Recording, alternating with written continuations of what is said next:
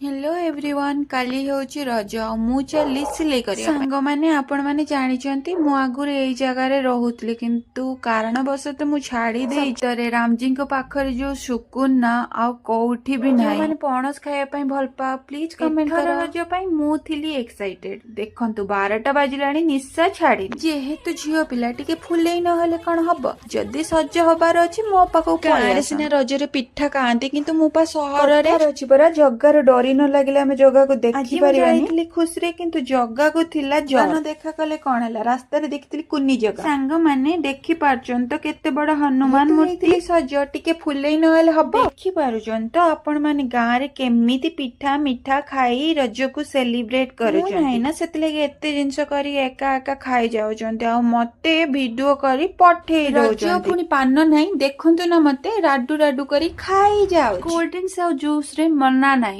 Comment रे कहतु कि वीडियो टिके न कले कोन हबो वीडियो भल लागले सब्सक्राइब करंतु।